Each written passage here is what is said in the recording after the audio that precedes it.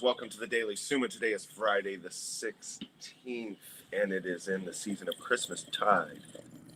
Good morning, Sippy Sue. Good morning. What do you got there? Cafe? No, water. Unfortunately, that's a lost opportunity for me to complain that you didn't bring me any. But I may not have wanted. I've already had my morning because I was up in the morning for duty. I mean, I'm technically up in the morning. If we're late today, it's my fault. That's just simply how it is. There was a late night last night. It was jazz night. Yeah. And subsequently, afterwards, I should say, I went to, technically the Tanya house.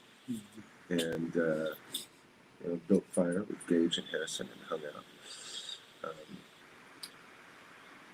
And then, up for everything in the morning. But what was I going to say? Last night. What did you think of? So, for the Houston people who watch, I have not played music out in a while. 10 years, 8 years, whatever it's been. I don't know. I mean, I guess I played at River Revival. Played a couple songs with a couple bands at River Revival. But, generally speaking. And I don't think I've ever done a song quite like that in front of the crew, our friends. Yeah. That was like, and that was I'm still processing that one, friend. It was a lot to think about. It's funny how you get flashbacks of past life. Just from that one song. It went over well. There was a lot of fun parts to it, like getting the band to go right at first. Yeah. Rob was wanting to do like he was like a caged lion that you're trying to tame. He was just and you're like, no. And we were doing John the Revelator. We were doing John the Revelator. So I start laying down the beat with the foot stomp like Sunhouse did. Just the straight church thing. Who's that all right? John. And then and Rob's trying to do like white people church, like no. And then Harrison finally comes in with the beat. You were there with the bass, which must have been good because I don't remember any mistakes or anything. I think it was just.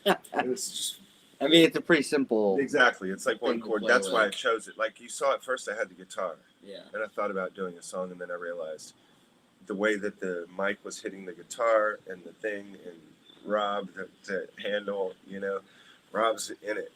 Yeah. And of course, obviously, the drummer not knowing this, it was too much.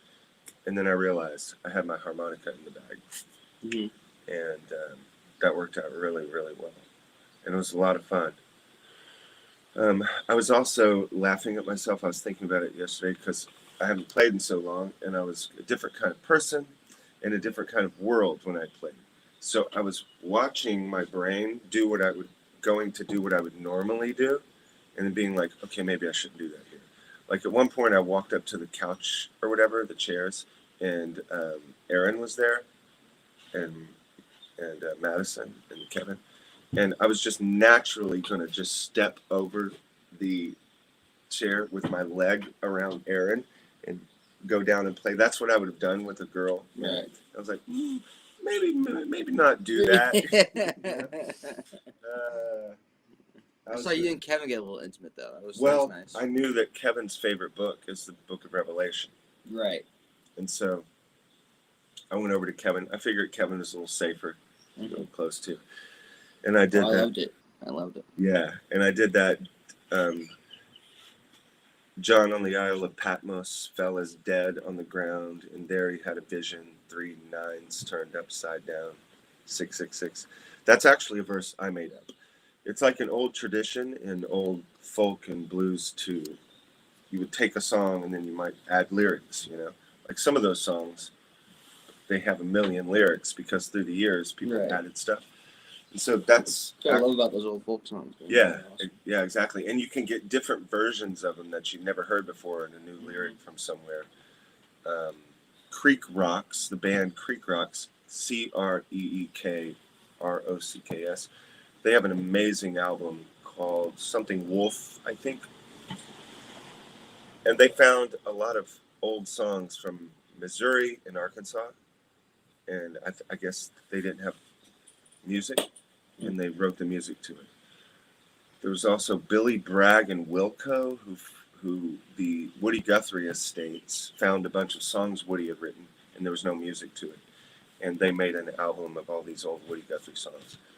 One of the most brilliant songs lyrically I've ever heard before is Way Down Yonder in the Minor Key. Mm.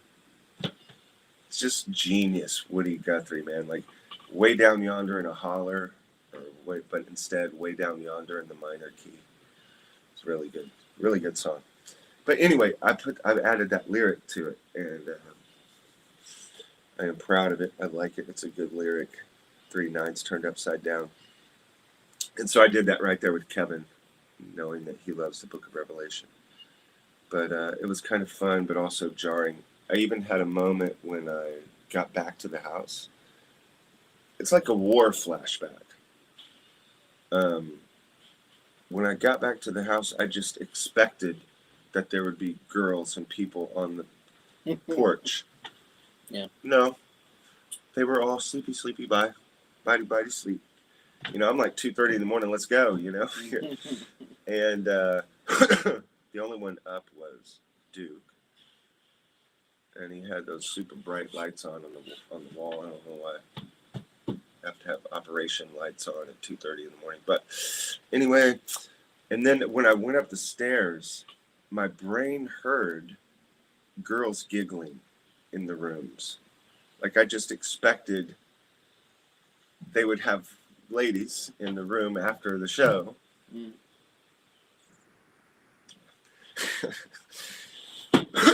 If you're just joining us at the Daily Summa, you may be wondering what this has to do with the Summa Theologica. It has a lot to do with it. We're talking about falsity, truth. And also, in some way, it has nothing.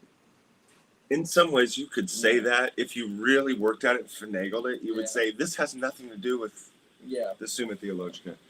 But it really does. Don't forget, folks, we're talking about St. Thomas Aquinas teaching down in the Quartier de Latin, the seedy quarter of France, studying Aristotle, which popes had said you shouldn't study, or it was not good to study, or whatever, kind of little rebellious, stinky Dominicans who've been traveling. Maybe not a lot of lady folks, but you know, the point is the same, that we are drawn away from our center. That was funny too, starting the song out. Everybody, let's get centered. Everybody just going gonzo all of a sudden. Hold on, you don't even know what the song is yet. You don't even have it in your heart yet. And that is what we're doing here with Thomas. There's a lot of repetition in the song, John the Revelator. As you said, it's a simple song, one chord. And this is repetition that we're doing here. See how beautifully this connects? And it's the same thing over and over, but this repetition gets you to go deeper and deeper into your heart if you listen to it properly. Just like if you're playing a song like John the Revelator, it's really an in-the-pocket song. It's about the group, you know. It's not about... Right. So anyway, we're going to try to get in the pocket here of divine contemplation by contemplating the falsity. That's the question 17 today. We're on a new question, starting a new question on falsity. And this also applies to what happened last night, because there was truth that was being conveyed in the song I was playing.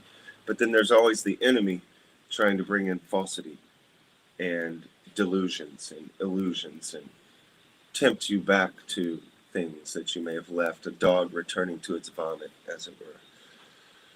And so to me, this is a beautiful example of Thomas, because first he does the question 16 on truth, the Pontius Pilate question. And now he's going to show you the opposite side of the coin, the converse, I guess, falsity, which every conclusion that comes in this question, you can deduce it from the previous question, but he's being very thorough. That's the staircase. He's being very thorough, and now he addressed truth.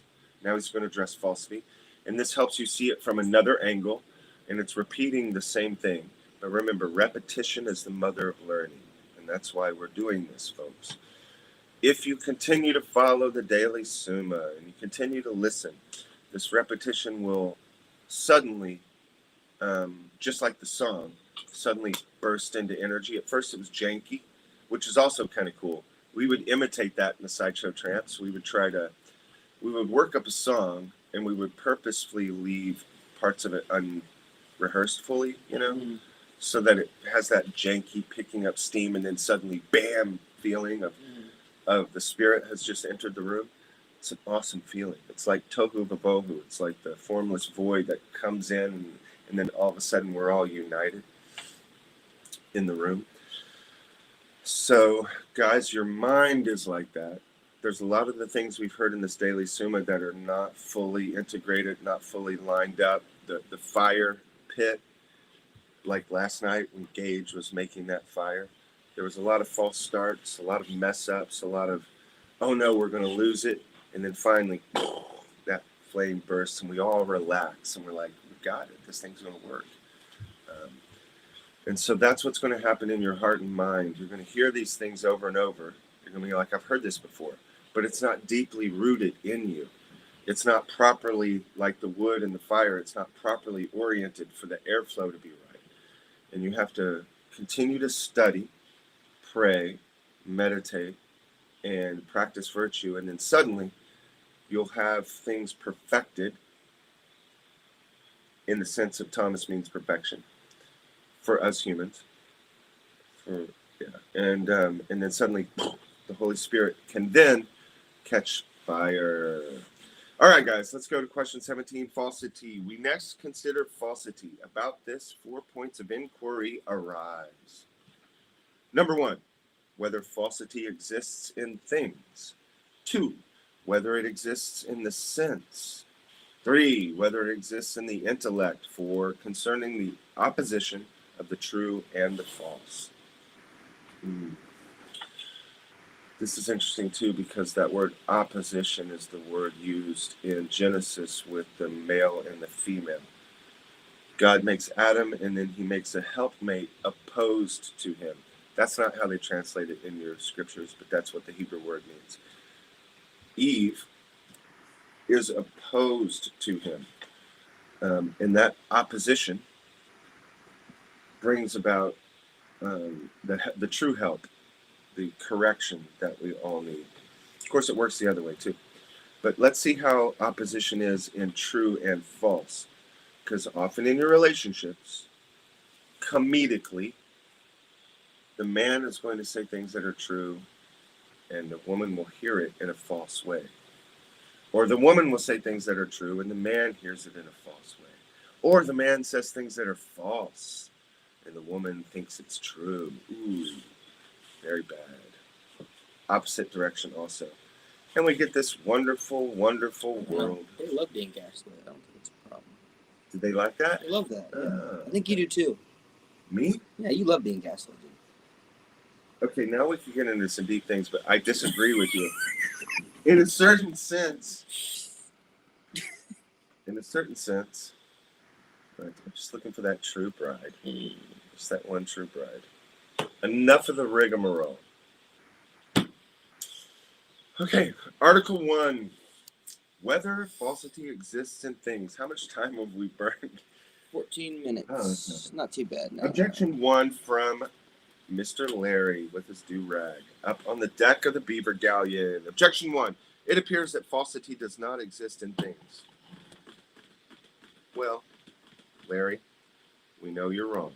For Augustine says, if the true is that which is, it will be concluded that the false exists nowhere, whatever reason may appear to the contrary. So he's trying to just say it doesn't exist at all.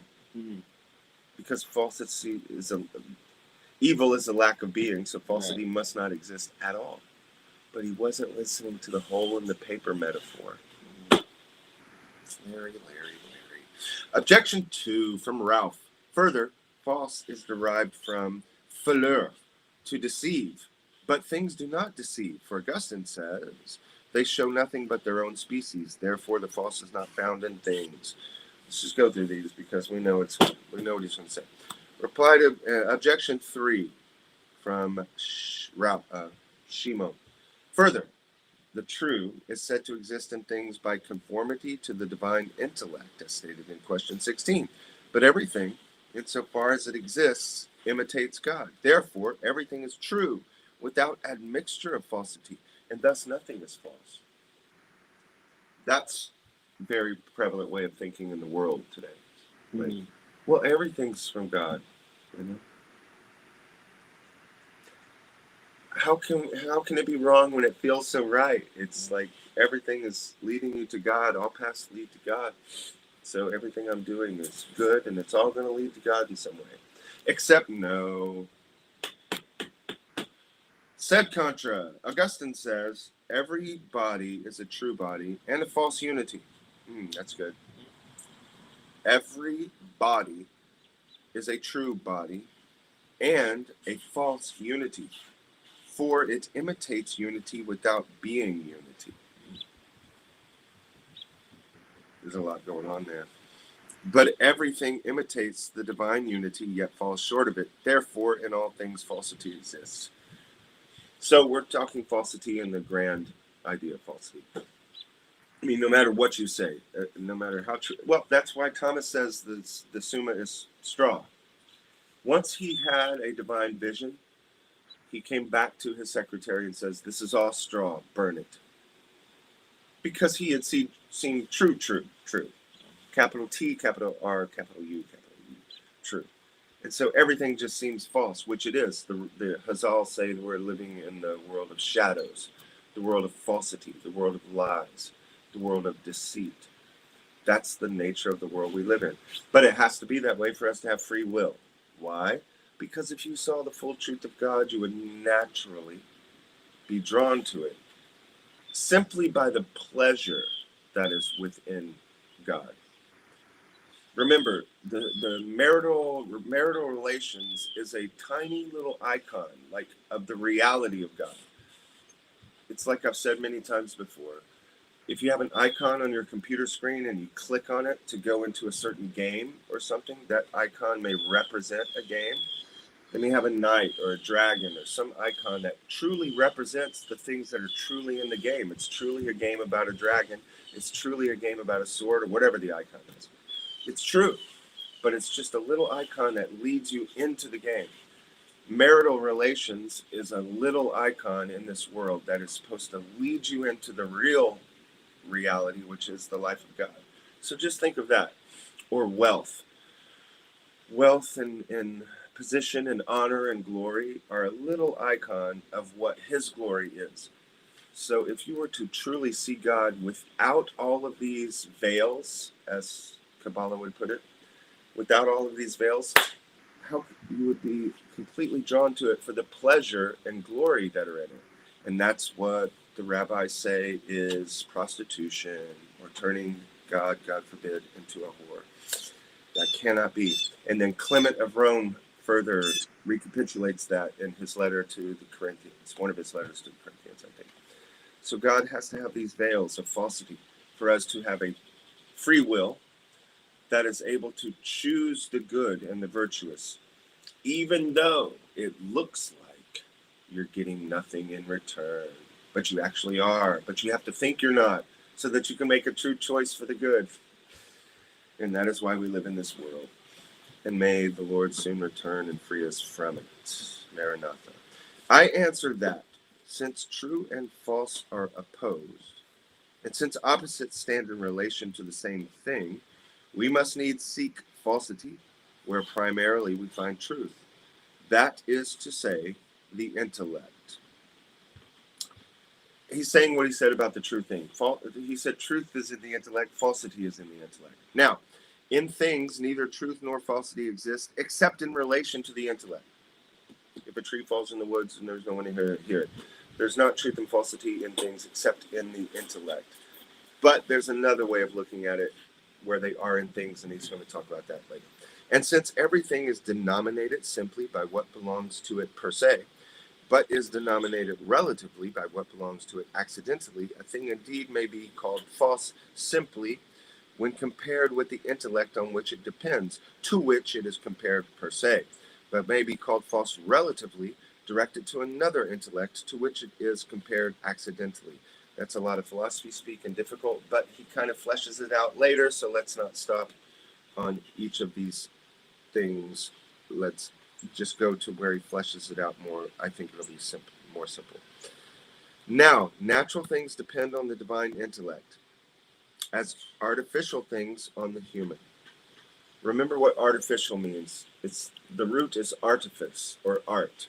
He's not talking about artificial like fake. He's talking about what is made by an artist, like that cup you're drinking right now. Oh, that reminds me. I was thinking of Lady Catherine, who does pottery and with making art. She's an artificer. She's making art. It's art and artifice. So I am going to dedicate my learning today to Lady Catherine, the great potter. Although I've seen a couple friends make cups, first time making cups, and I'm like, oh, well, I mean, those look pretty good. Mm-hmm. I'm sure Lady Catherine would be like, no, this is that. But they look pretty good to me. Mm-hmm. My friend Nev from Colorado, she's just putting up videos of she's starting to do pottery, making awesome cups. Maybe one day we'll make a cup, Joe. What do you think? We'll make a cup together. We'll go out and have a cup. I guess we could try. I don't know why we would ever do that. I don't know what would behoove us to do such a thing. But instead, let's just go out and shoot cups with guns. That'd be good. Ooh. That's what we need to do. We need to get, do they break those cups back down? We need to talk to these potters and see if they have anything that needs to be shot. That's a good point. Man, I mean, that'd be kind of fun. I think you can reuse most of what you mess up by the nature of it, so. Yeah. I don't know how. Yeah.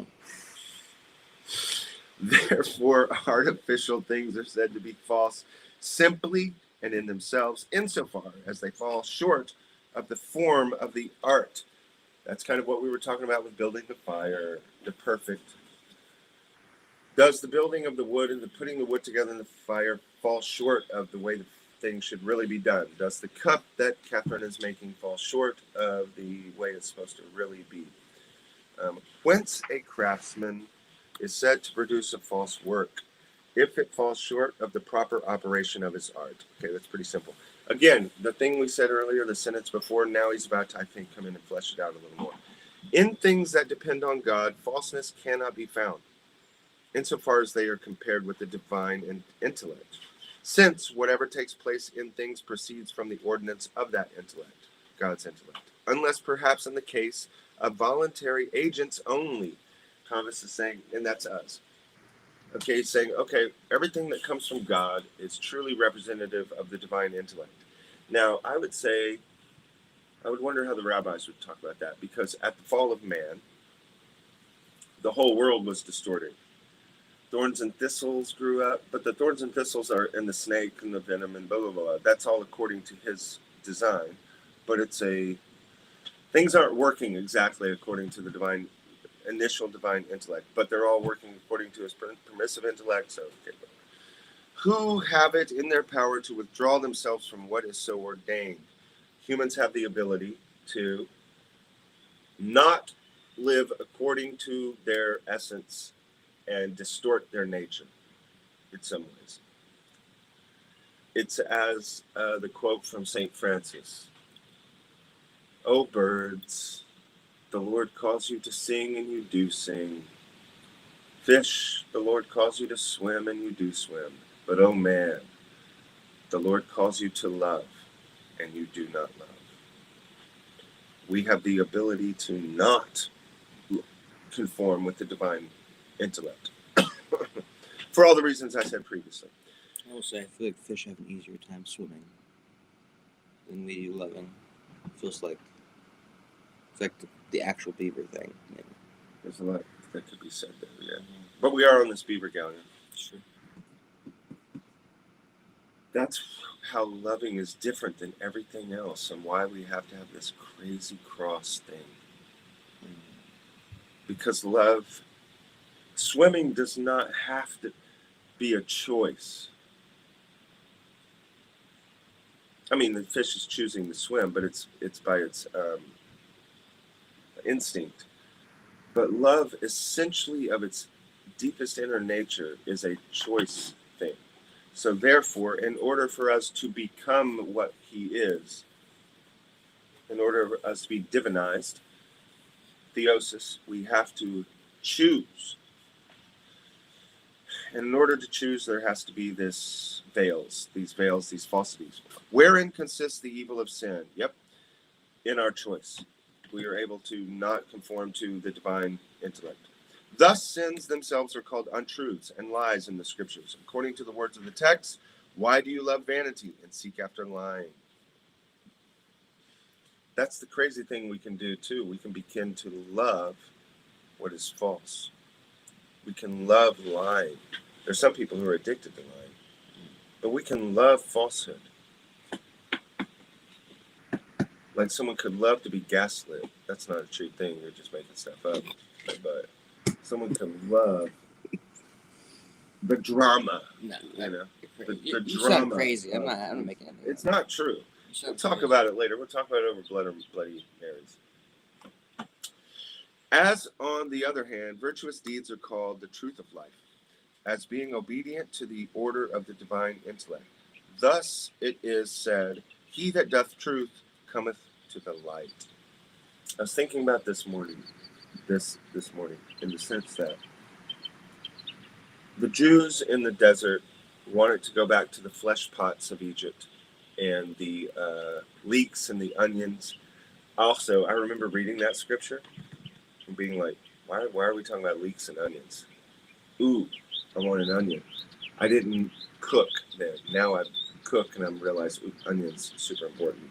Make a big difference in a nice steak with some caramelized onions. Or I've even taken an onion, just put it in the oven and bake this onion good and then smother it with butter and spices. That's like an appetizer I'll do sometimes for a big 7-course meal. Anyway, but in relation to our intellect, natural things which are compared thereto accidentally can be called false, not simply, but relatively, and that in two ways. In one way, according to the thing signified, and thus a thing is said to be false as being signified by represented by word or thought that is false. In this respect, everything can be said to be false as regards any quality not possessed by it, as if we should say that a diameter is a false commensurable thing. As the philosopher says, so too Augustine says, the true tragedian is a false Hector. We'll come back to that. Even as, on the contrary, anything can be called true in regard to that which is belonging to it. In another way, a thing can be called false by way of cause, and thus a thing is said to be false that naturally begets a false opinion. And whereas that'd be like a man dressing up as a woman.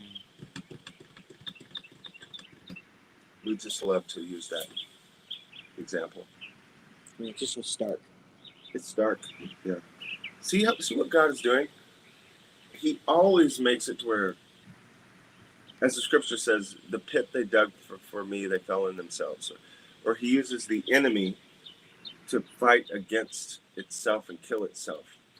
It's like, you have only to wait. I will destroy the enemy. That's just what happens. I mean, they push it so far that then it becomes glaringly obvious to everybody that. And whereas it is innate in us to judge things by external appearances, since our knowledge takes a rise from sense, which principally and naturally deals with external accidents. Remember what accidents are. It's not like, oops, I spilled the milk. It's the orange, black, extension, the things you're seeing, the blackness of my hat, the whiteness of the shirt, blackness of the scarf. These are all accidents. And the accidents are what we call these particular manifestations of the form that we're seeing in the material world. So that's what he means by accidents. We are created to accept, naively perhaps, innocently, sweetly, we're created to accept the accidents. So if you see a dude looks like a lady, the Aerosmith song, I mean, that's what we're created to do, to accept that. It's a beautiful thing, actually. One of the problems I see in Christianity is trying to head the enemy off at the gate, like to anticipate when he's going to trick you. That's God's business. You are created to accept, dude looks like a lady, okay, lady, until you find out otherwise. And then you call truth, truth. But you don't need to, you get into too much confusion, scrupulosity, and lack of rest within yourself.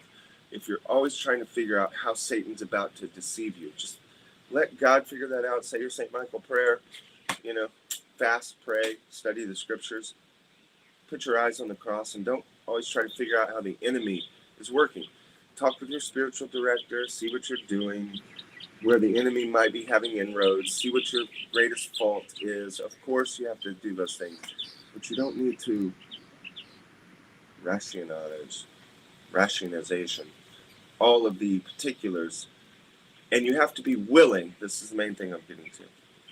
You have to be willing to bear the humiliation of having been tricked and to be wrong and to be exposed as not seeing everything correctly. And I'll bring two examples of this. One is St. Thomas. St. Thomas famously was in school, and he was quiet in school. That's why they call him the dumb ox. They thought he was dumb because he was quiet or whatever. And Gregory the Great, I think, was his teacher. Pope Gregory, who became Pope Gregory. I'm not sure exactly. I think it's Gregory the Great, though. And he says, well, if he's the dumb ox, the bellowing of this ox will be heard throughout the church for centuries. He recognized that he had something. But the kids at school didn't. And so at one point, there's this famous anecdote that they yell, they kind of get together to make fun of Thomas. They're like, look, there's a pig outside flying. Something like that, something ridiculous. And Thomas jumps up to go look, and they all laugh at him. You believe there's a pig flying? And Thomas says, I would rather believe there was a pig flying than believe that my brothers would lie to me. Mm-hmm.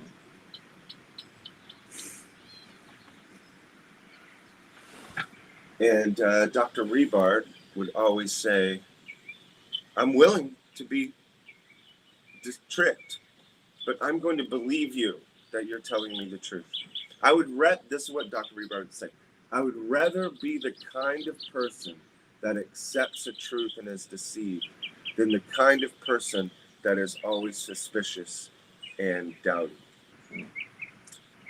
That's a big thing to think about. We are created to accept the accidents that we see. And that's also a place in which mercy can come in, because you can use that in your intercessory prayer. You can say, Lord, I'm praying for this person. You have created her to love, fill in the sin blank, gluttony, food. You've created her to love the sexual pleasure. Please have mercy on her. She's doing what you created. Of course she's sinning, Lord, of course. But I pray, please, Lord, have mercy. You've created us to be drawn to these things. If you do it right, if you say it right to the Lord, and just in the context of mercy and also in the context of not trying to get out of anything or justify anything, it's mea culpa, but please, Lord, have mercy. We're just trying to find you. We're just trying to find you. Until someone begins to love lies. Then someone can purposefully be against God, and that's a horrible, horrible thing. Okay, therefore those external accidents which resemble things other than themselves are said to be false with respect to those things. Thus, gall is false honey. I guess gall looks like honey. I don't know. Tin, false gold. I guess tin is supposed to kind of look shiny and like gold. The example I like to use would be the moths. Those moths that look like a tree. You can hardly tell they're there. Their patterns look like the bark of a tree. It's amazing. That's a true falsity. That's a God-created falsehood. Regarding this, Augustine says, we call those things false that appear to our apprehension like the true. And the philosopher says things are called false that are naturally apt to appear such as they are not, or what they are not. In this way, a man is called false as delighting in false opinions or words. That's I have in the past very much, like when I see that someone's either naive or when they're trying to BS me, I would go into major BS mode. Now, someone trying to BS you, wow, that was a quick Dramatic cat. Dramatic cat, a dangerous cat battle. It's better, I guess, I don't know, it's all bad, but to BS somebody who's trying to BS you, than to just BS someone because they're naive. But that used to rub me the wrong way. I was so evil. This guy don't know anything. I'll make fun of him. Don't do that. But there is that tendency there. And then people can delight in it, like they don't see what's going on. It's funny. That's putting a block in front of a blind person. The Torah says, do not put a stumbling block in front of the blind.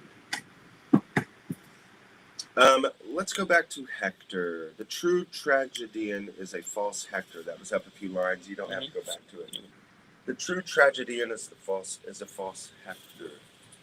Hector was the tragic, apparently, supposedly, figure in Homer's Iliad. Hector was trying to defend Troy, and he lost and gets killed by Achilles, I think it was. And I'm not sure why he's supposed to be so tragic, because he's defending his place, his city, from the onslaught of the Greeks.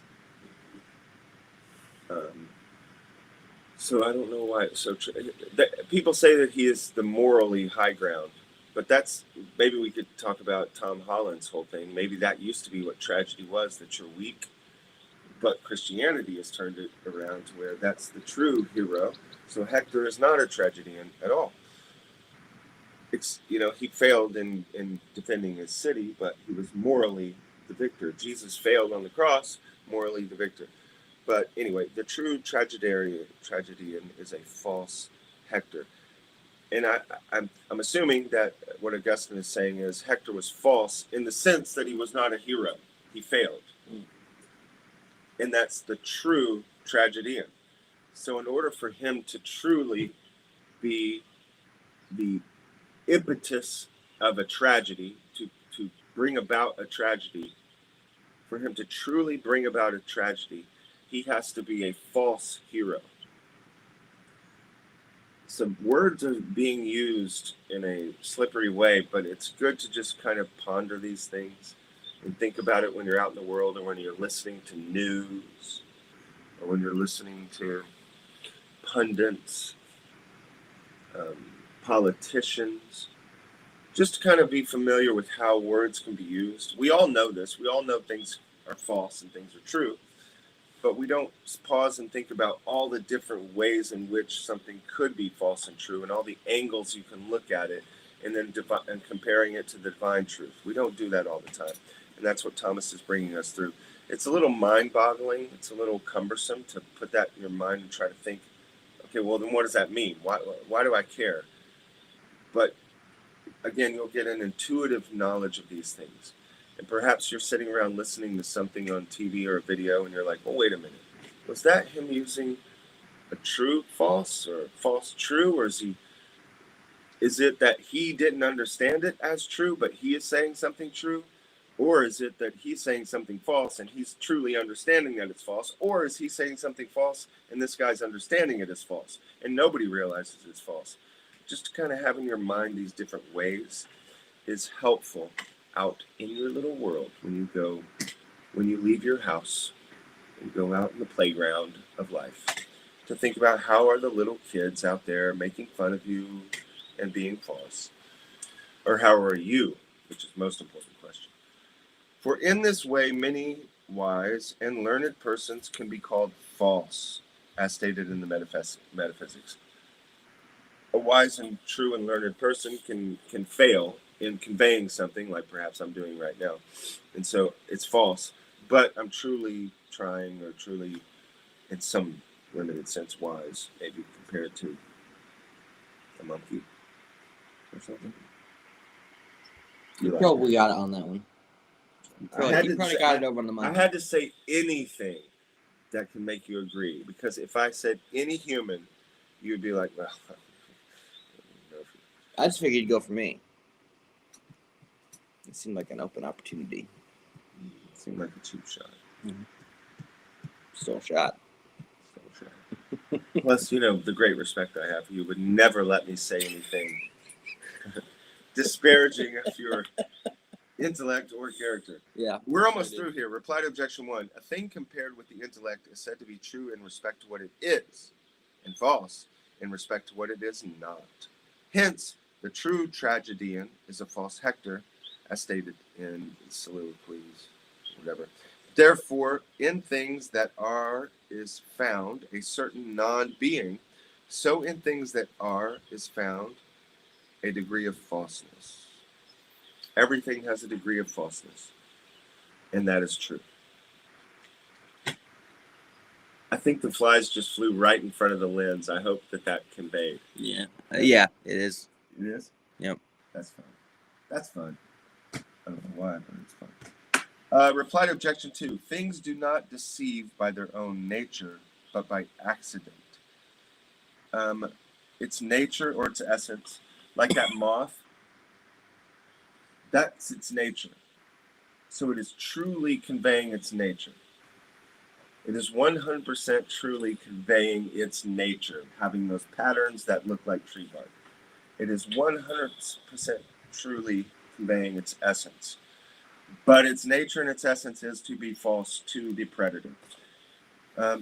For they give occasion to falsity by the likeness they bear to the thing which they actually are not. Okay, guys, we've meditated on falsity.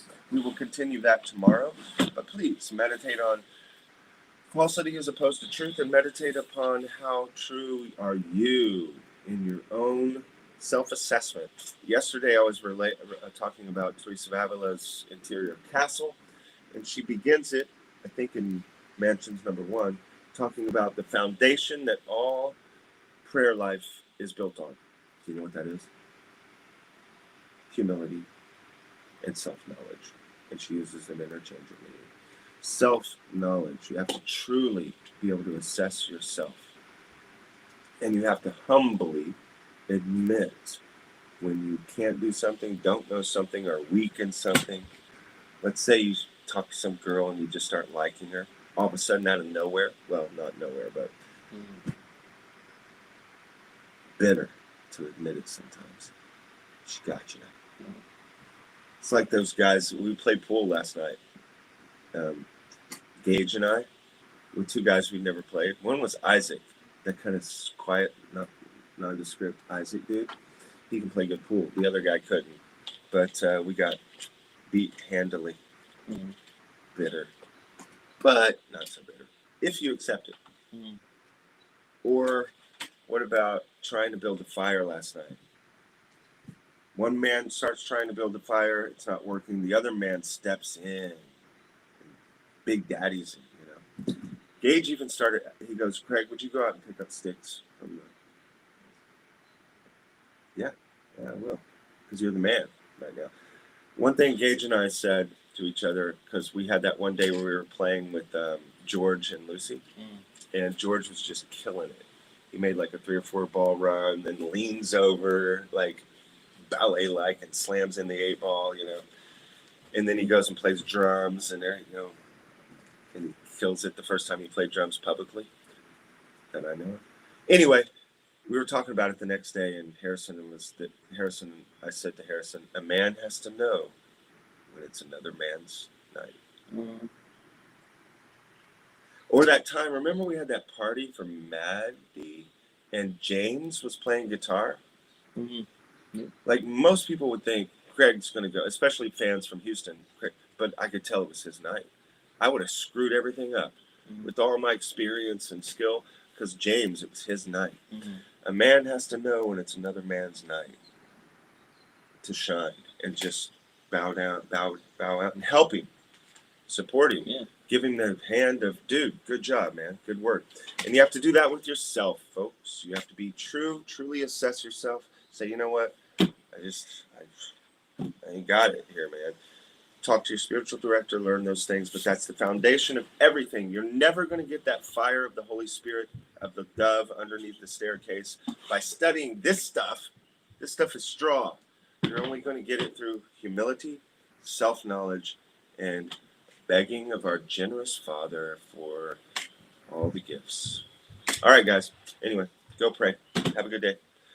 Adios. We're done.